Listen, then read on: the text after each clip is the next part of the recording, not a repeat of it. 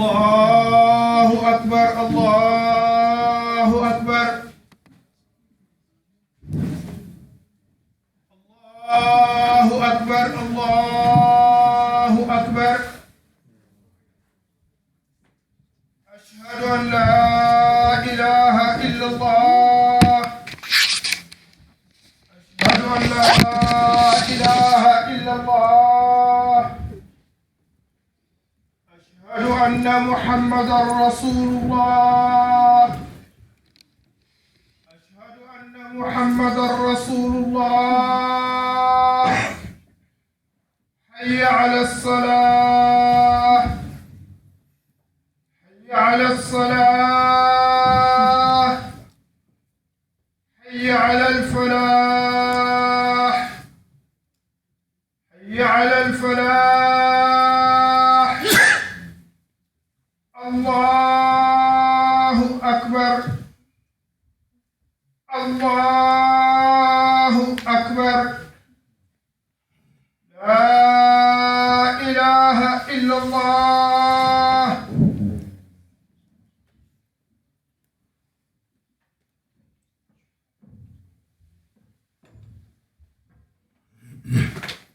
أعوذ بالله من الشيطان الرجيم بسم الله الرحمن الرحيم الحمد لله رب العالمين والصلاة والسلام على سيدنا محمد وعلى آله وصحبه أجمعين الحمد لله نحمده ونستعينه ونستغفره ونعوذ بالله من شرور أنفسنا ومن سيئات أعمالنا من يهده الله فلا مضل له ومن يضلل فلا هادي له وأشهد أن لا إله إلا الله وحده لا شريك له وأشهد أن محمدا عبده ورسوله يا أيها الذين آمنوا اتقوا الله حق تقاته ولا تموتن إلا وأنتم مسلمون يا أيها الذين آمنوا اتقوا الله وقولوا قولا سديدا يصلح لكم أعمالكم ويغفر لكم ذنوبكم ومن يطع الله ورسوله فقد فاز فوزا عظيما. Praise be to Allah, we seek His help and His forgiveness. We seek refuge with Allah from the evil of our own souls and our bad deeds. Whomsoever Allah guides will never be led astray, and whomsoever Allah leaves astray, no one can guide. I bear witness that there is no one worthy of worship except Allah. He is one, He has no partners. And I bear witness that Muhammad ibn Abdullah sallallahu alayhi wa sallam is His servant and last messenger. O you who believe, fear Allah as you should be feared, and are not except in a state of Islam. O you who believe, keep your duty to Allah and fear Him, and speak always the truth. Allah will direct you to righteous deeds and will forgive you your sins. And whosoever obeys Allah and His Messenger has indeed achieved a great achievement. Allah subhanahu wa ta'ala says in His verse Quran, in Surah Al-An'am, which is the 6th chapter, in verse 162. أعوذ بالله من الشيطان الرجيم. قل إن صلاتي نسكي ومحياي ومماتي لله رب العالمين. And by the translation, Allah says for us, right, or this is really the Prophet Muhammad speaking to the Arabs at that time, say, behold, my prayer and all my acts of worship, my living and my sacrifice, and my dying are for Allah alone, the sustainer of the worlds. And then the next verse goes on to say, لا شريك الله وبذلك أمرت وأنا أول المسلمين. And then it goes on to say, there is no one who is worthy of worship, there is no one who can be compared to Allah, or in whose divinity there is no share. And then he says, and I have been commanded that I shall always be the one who is foremost in surrender to Allah subhanahu wa ta'ala. Meaning that, وَأَنَا أَوَّلُ الْمُسْلِمِينَ, and I am the first of you to be Muslim, or I am the first of the Muslims. The Messenger of Allah sallallahu alayhi wa sallam reported to have said, Rajab is a month of Allah, Shaban is my month, and Ramadan is a month of the nation, or the Ummah. In another narration, the Messenger of Allah sallallahu alayhi wa sallam reported to have said, O Messenger of Allah, I said, O Messenger of Allah. One of the companions said, O Messenger of Allah, I do not see you fasting any month as much as Sha'ban. He said that is a month to which people do not pay much attention. It is the month between Rajab and Ramadan. It is a month in which the deeds are taken up to the Lord of the worlds, and I like that my deeds be taken up when I'm fasting. So this was the reply of the Messenger of Allah. Right? He said that this month of Sha'ban is the month in which many people do not pay attention to. It is the month that falls between Rajab and Ramadan. And the Messenger of Allah said that he loves that his deeds be taken up to Allah subhanahu wa ta'ala during the time when he's fasting. And before the end of the khutbah, inshallah, we will see how the Messenger of Allah really used this month to push his deeds forward. Alhamdulillah, brothers and sisters, we are here for another Friday. Allah chose us, as I always say, to be in this gathering, worshiping Him for whatever reason He subhanahu wa ta'ala decides. And the fact that He has decided for us to be here in this month of Sha'ban, the 8th month of the calendar, it's a blessing. So we are right around the midway point of Sha'ban. So for all of us, Ramadan is 2 weeks away roughly, right? Give or take 2 weeks away. So this means that we have some work to do in preparation for Ramadan, and then when Ramadan gets here, we have some work to do inside of Ramadan. So just so that we are reminded, we are 2 weeks away from this month that we all look forward to.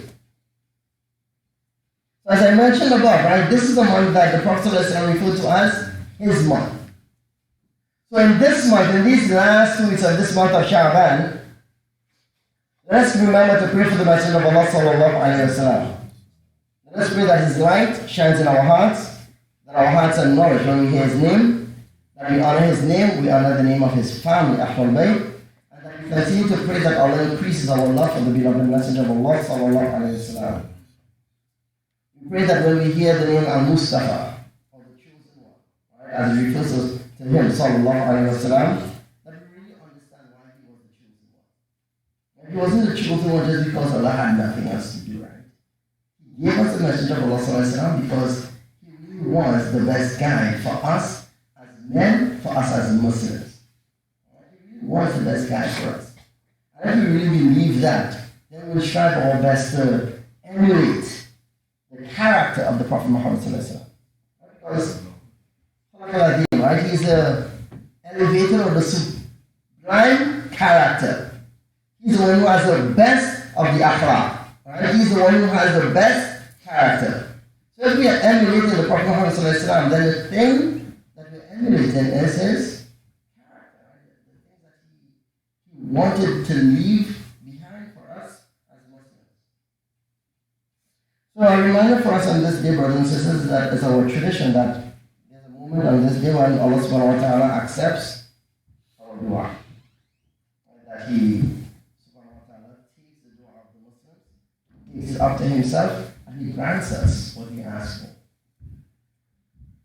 So what I pray is that we really use this day to make dua for the things that really mean something to us. Right? First and foremost, that Allah grants us a healthy portion of the akhirah. He gives us the highest levels of Jannah. Not because we deserve it, but because we need it. Right? Not because we deserve it, but because we need it. So we pray that Allah subhanahu wa ta'ala gives us all of the highest levels of Jannah. Ameen, ameen, ameen. I always remind myself and I remind each of you that life is cyclical. Right? As Allah tells us, Inna lillahi wa inna ilayhi raji'un, from Him we come and to Him is our return. We will die. We are racing towards death. Yes, we don't know when it will happen, but all we know is that we have to try to be in the right state when it hits us. If we died after this Jumu'ah prayer today, what will be our state? That really is a question you need to ask ourselves, right? If I was to die later today, next 5 minutes, how will I meet my Lord? Because at that point in time it's done. You don't have the time to repent. How will I meet my Lord? And if you, like me, are afraid of how you'll meet your Lord, then that is enough motivation to say, you know what? I need to do something quickly. So before we leave here today, brothers and sisters, let us make tawbah. Let us make tawbah to Allah subhanahu wa ta'ala, that He forgives us our sins and He draws us closer to Him. Right? We have to consistently do that. And of course, that, if we're really honest, we cannot count the favors of our Lord, right? Right? That if we were to try to count them, we can't. No matter what we don't remember the blessings that Allah has given us. We don't know all of the blessings that Allah has given us. And that's one of the reasons why we can't count them. Because we are not even aware of all the things that Allah protects us from. So we might think we know the things that we are blessed with. We know some of them. We can't think of all of them. We cannot enumerate all of them. Some of them are small and some of them are major. And we would never know about some of these things. But what we know is that Allah is Ar-Rahman all the time. And if He's Ar-Rahman all the time, that means we are getting mercy all the time. There is never a moment when we are without the mercy of Allah subhanahu wa ta'ala. So if we are always getting it, it means that there are things that we are not aware of that we are continuing to get. And this is why we have to be in a consistent state of gratitude to Allah subhanahu wa ta'ala. Brothers and sisters, in this khutbah, I want to remind us that, we have the phrase of, so the topic that we are discussing today is, when you are woke, right, this colloquial expression of being woke, right? When you are woke, being woke is, there's no being woke without being conscious of Allah subhanahu wa ta'ala. And we work as Muslims without being conscious of Allah. That is where it all stands. So in this khutbah, I want to remind you to be that when we are woke, we obey Allah. When we are people who are conscious of our surroundings, of our situation, of our social injustice, of all of these things, with all of that, the first thing is that we are obedient to Allah subhanahu wa ta'ala. This encompasses everything else. So obedience to Allah may take many parts, but it really involves one thing, obeying Allah. There might be different ways that we obey Allah subhanahu wa ta'ala, but at the end of the day, it's only one thing that we're doing, obeying Allah. Pure and simple. So brothers and sisters, when we are aware or woke, our question that consistently gets asked is, simply, does this please my Lord? And I speak for myself, and maybe you can speak for yourself. Do we ask ourselves that question enough? How many times during the day do we consciously ask ourselves the question, does this please my Lord? If we haven't asked ourselves that question recently, then we are not quote-unquote woke, or really living in this deen. Because throughout the day, we make choices all the time. And if we are making choices, and we're not asking ourselves if the choices that we make please our Lord, then what question are we asking ourselves? Because that really is a question that we need to ask. So when we are conscious, there are two things we do. We respect the boundaries of Allah, and we respect the boundaries that Allah has made sacred for each other. To respect the boundaries of Allah. Being aware and staying aware centers on the recognition of social injustice, racism, and other forms of injustice and oppression, and working within our power to fight and challenge all of these systems. Right? We have to work within our power to fight and challenge all of these systems. If we are not fighting these various forms of injustice, then we are not quote-unquote woke. And I'm not just speaking about Black Lives Matter, that's one aspect of it. So we can go macro, meaning big, or we can come small and look right here within our own communities.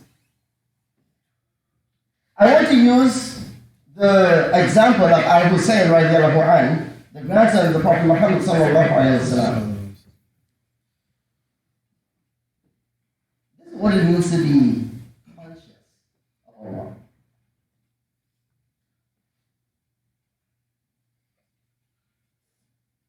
Al-Hussein, he wrote his will before leaving Medina, and you have heard us speak many times of Al-Hussein. He didn't make bay'ah to Yazid because Yazid wasn't following the command of Allah subhanahu wa ta'ala, right? He was challenging what was right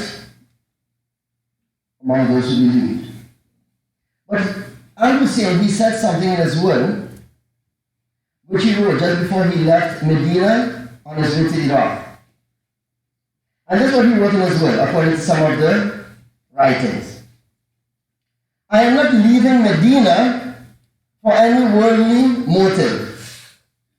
I am leaving Medina so that I may establish the way of my grandfather, the Prophet Muhammad sallallahu alaihi wasallam, and my father Ali, radiallahu anhu, and so that I may encourage or exhort people to become righteous, and that I may dissuade them or discourage them for engaging in evil. So he was very clear in his will as to why he was leaving Medina.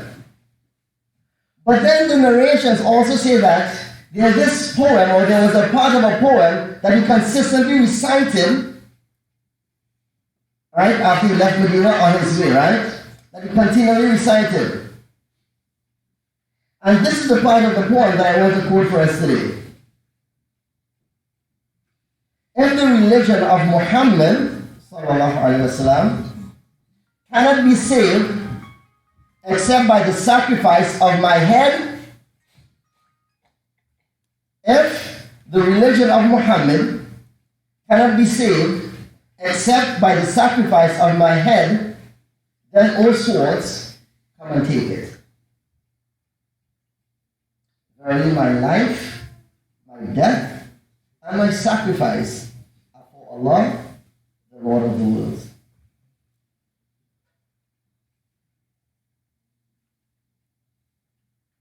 When we say that our life, our death, and our sacrifice are for Allah, what does that mean to us? None of us are in our families marching against an oppressor right now. None of us are doing that. But can we take something from this and apply it to our lives right here, right now? I say yes. I say that when we say that our life and our death are for Allah, are we making the choices that show that we have Allah first and foremost in our consciousness before we have ourselves? Are we thinking of what Allah wants of us right now instead of what I want for myself? What my nafs are drawing me to? Because we all struggle with it. You know, every time I talk to somebody about Salatul Istikhara, right, the prayer for guidance, it's always a very interesting conversation. Because some folks, when we speak about it, you know, they're like, yeah, I prayed and I'm waiting for this sign from Allah, right? I'm looking for colors, I'm looking for this, I'm looking for that. I'm looking for all of these things. That is a sign that this thing that I really want, I shouldn't do. All right, wait. Then you already know where you're going. What you want is a signpost that says, stop, don't do this. Right? That's what you want. You want something that comes out and says, Ahi, don't do that. That's not how this works. Right? It doesn't necessarily work like that. So one of the things of Salatul Istikhara is, you pray for guidance and you keep praying for it, and then you make a decision. Whatever your heart falls on, you make that decision and then you trust in Allah. Right? So the praying for it is one thing, and then trusting in Allah is the second part. So if we say that our life, our death, and our sacrifice are for Allah, and we're making decisions towards that end, are we trusting in Allah after we've made the decision? So how is this thing about Al-Hussein radiallahu anhu applicable to us today? We are all out here hustling. We are, brothers and sisters, we are hustling. We are trying to make it do what it do, right? That's what we say, right? How you doing? Trying to make it do what it do. So we are trying to make it do what it do. Question, are we doing things illegally? Are we doing illegal things? Are we finding balance between our dunya and our akhirah? And are we just out here running down to dollar and not thinking about what we are putting in our bank for the akhirah? Are we trying to find that balance? Are we finding balance between work and family? Yes, it is our responsibility to take care of our families. Right? Absolute requirement that we take care of our families. But if not necessarily out of necessity, but out of choice, we are hustling, hanging out with our friends, hanging out doing all of these things, and our families, and I'm speaking to the brothers here in particular, and our families are not seeing us, then we don't have balance. This is not my life and my death are for Allah. This is my life and my death are for me. Right? When we think about how we are spending time and dividing our time, are we thinking about what pleases Allah the most right now? We have a chance to spend time with our families. So our kids see us. So our wives see us. And we have the opportunity to go do something else. Is it that most of the time we choose to do something else and spend time with the family? Or are we trying to balance our time as equitably as we can? If we have to force ourselves to be around our families, then something is wrong and we are not emulating the character of the Prophet Muhammad. Our life and our death and our sacrifice are not for Allah. Because if they were, we follow the Messenger of Allah. Providing support. When we think of life and death being for Allah, we have to fight for marginalized groups. African Americans, Muslim women, non-Muslims, being tortured, wherever they are, right? Whatever group that is being marginalized, we have to find a way to support that group in what is right. Even if it's just simply dua. However, if those groups are not even in our dua, then we are not even being conscious of Allah. If when we pray, we are not praying for those who we know to be suffering, we are not praying for those who we know to be in need of our prayer. If we are not doing that, then we are not being conscious of Allah. Then we are not quote unquote woke, because we are only fighting for justice in small spaces that mean something to us, but we're not really fighting for justice for those who really need it the most. Abu Dawud radiallahu anhu is reported to have said that the Messenger of Allah sallallahu alaihi wasallam said, "There is no Muslim servant who supplicates for his brother behind his back, but that the angel says, and for you the same." What does this mean? As we think about our relationship with each other, and we think about our life and our death and our sacrifice being in the service of Allah subhanahu wa ta'ala, are we keeping each other in mind? Am I saying, hey, you know what, I know Fulan is in need of some dua, I know Fulan is struggling with this, so I'm going to make dua for Fulan right now. Are we mentioning him or her by name? And if we aren't, then why not? Because it's not like we don't know that people are in need of our support and our dua. Right? It's not like we don't know. You know somebody who needs it. And many of us, we say, Ahi, sis, make dua for me. So we're always asking people to make dua for us, but do we remember to make dua for others?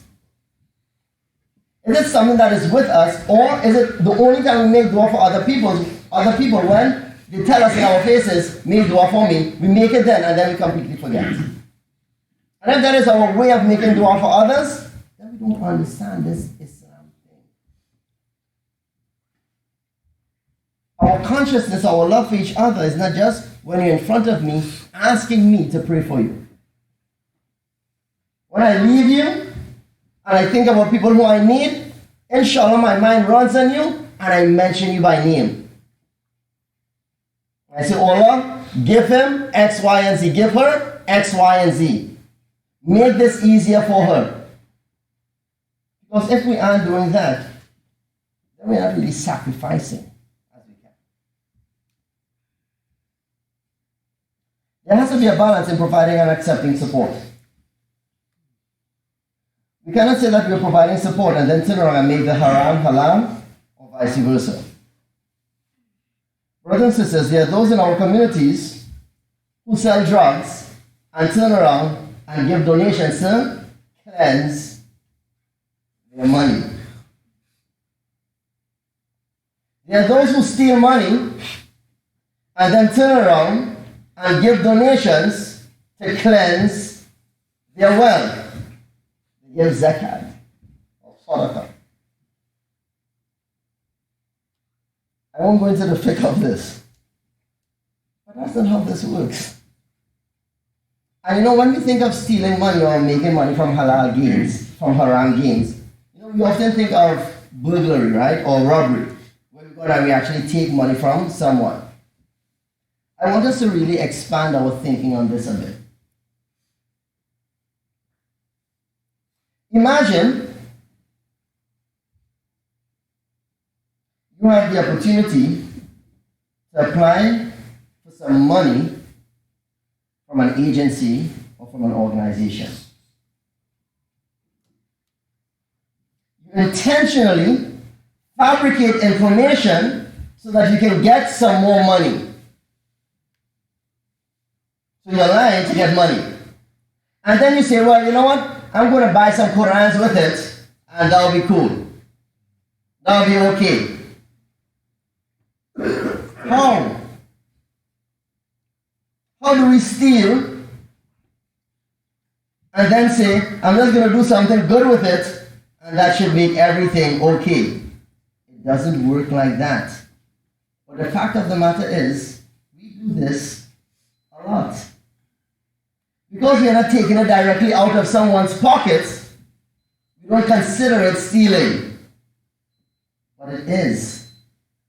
If we've gotten it in a dishonest way, it's not ours.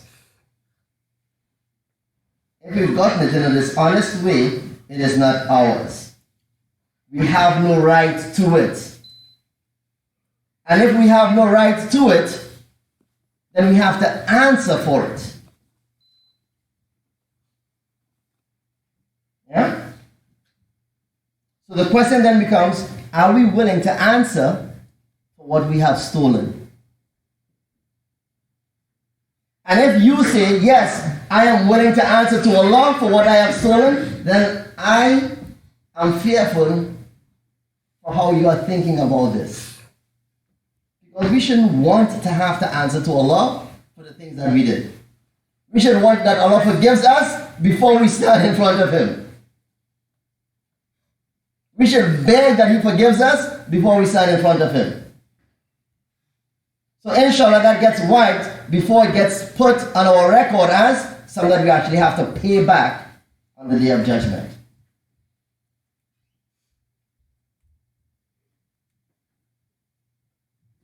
In some of our organizations, some of our leaders, we know that this money is haram and we still take it.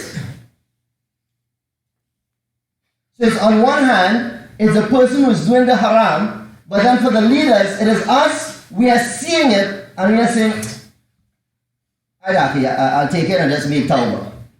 Yeah, you know, put it in the sadaqah box and then make tawbah. No, it cannot work like that either. So yes, we are giving out religious and spiritual advice to make tawbah, that is good, but we are doing it for our benefit. We are making them feel that what they are doing is halal or sanctioned. You go ahead and you do it, just make tawbah, you'll be okay, and you're helping the masjid at the same time. It's all good for you. You have two good things that erase that one, but it doesn't work like that. No matter how we justify it, or how we try to justify it, it cannot fly.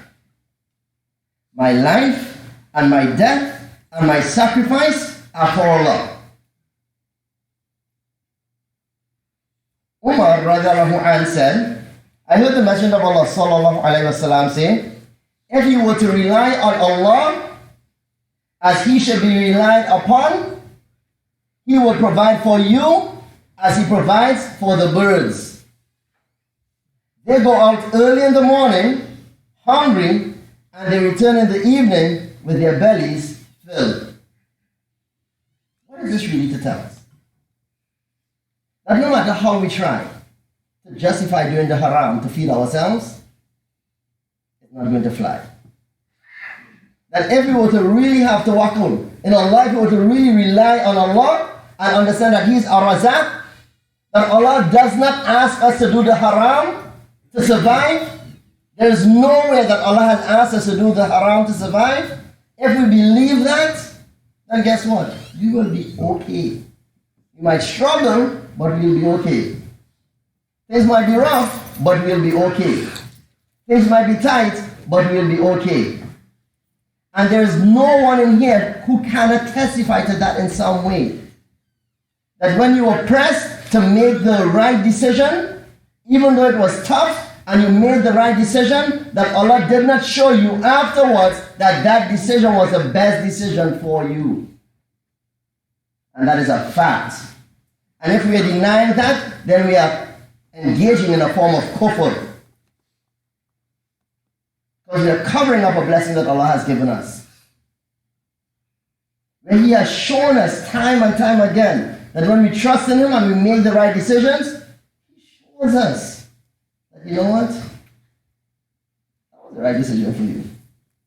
And then what do we say? Alhamdulillah. And we feel good that we made the decision, not realizing that Allah protected us from us.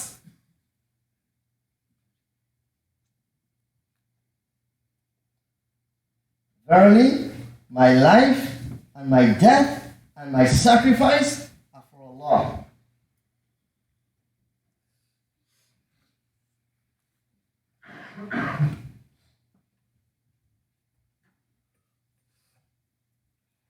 أعوذ بالله من الشيطان الرجيم وما من دابة في الأرض إلا على الله رزقها. And there is no living creature on earth but depends on its sustenance from Allah. If we think that we are responsible for our sustenance, then we don't believe in this verse. If we think that we have to do haram to sustain ourselves, then we don't believe in this Quran. Because this Quran is telling us that there is no creature who does not depend on Allah for its sustenance. So if we think that we have to do something that Allah has prohibited to live, then we don't believe in this verse. Because there's no way Allah will ask us to do the haram to survive. No way. And I used to do debate, right? So every time you think of a point, you think of what is the counterpoint somebody will come with, right? And if, as I say that, your thing is, what about if I'm dying and I have to eat pork? No, that's not what we're talking about here. Forget that. That's not this. Because the whole situation changes. That's not this. This is when we have a clear choice and we choose the haram because it's a bit more difficult. Because it's a bit easier. And I don't have to spend time talking about that time when Allah subhanahu wa ta'ala created the heavens and hell, and He sent Angel Jibreel to look at it. And Angel Jibreel went and he looked at hell, and he saw all of the ease around it, and all of the beautification around it, and all of the things that man loves around it. And he's like, he went back to Allah and said, I fear that nobody will escape it.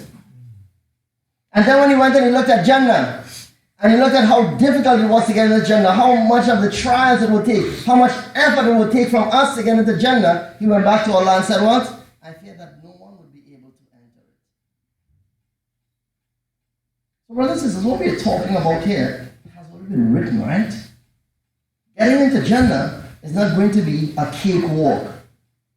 You're not just going to wake up and walk ourselves into Jannah. It has to take some effort.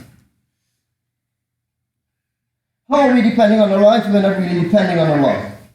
How are we depending on Allah if we think that if we do not do a haram thing, then we will not be successful? Where do we do a haram thing, brothers and sisters, and we are promised success? That is not in any of our teachings.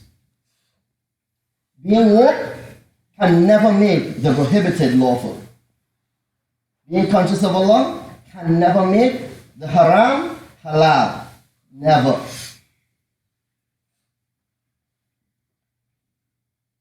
If we are true about this thing, brothers and sisters, and I'll make a couple more points here. We have to have justice and honesty in our oaths and our contracts. And I want to make a slight distinction here, right? An oath is when we swear by Allah of the truthfulness of something, or we swear by Allah that we are going to do something or going to fulfill something. Imam As-Suyuti, may Allah be pleased with him, says that the purpose of an oath is to confirm a statement and place emphasis upon it. Right? That an oath, that this, by Allah, this is what I'm going to do. By Allah, I'm telling the truth. By Allah, and we swear by it, right? We are making an oath.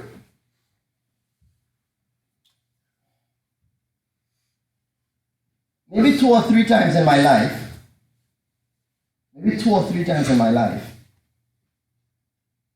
someone has sat in front of me and they have said, by Allah, whatever.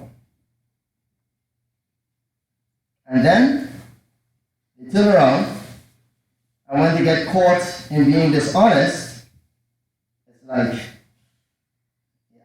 I didn't know what to do. Brothers and sisters, listen carefully.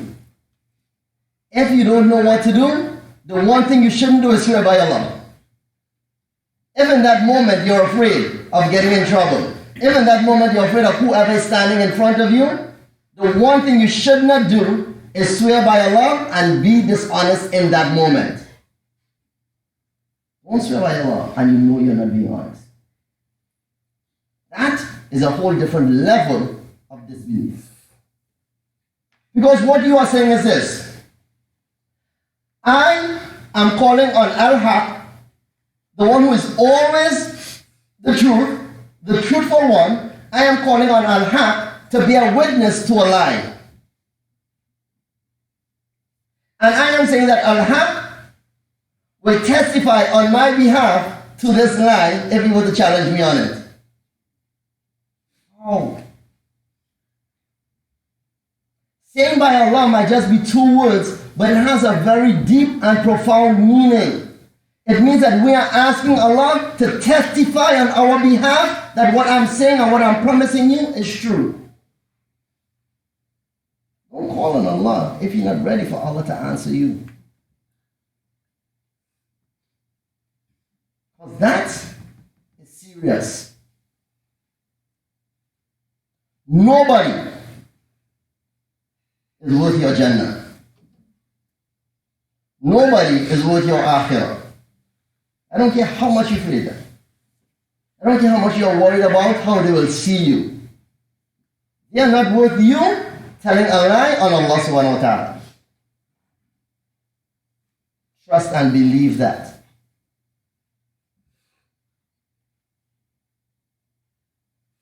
And be true to your bond with Allah whenever you bind yourselves by a pledge. And do not break your oaths after having freely confirmed them, and having called upon Allah as a witness to your oath in good faith. Behold, Allah knows all that you do. You find this in chapter 16 of the Quran, verse 91, I think.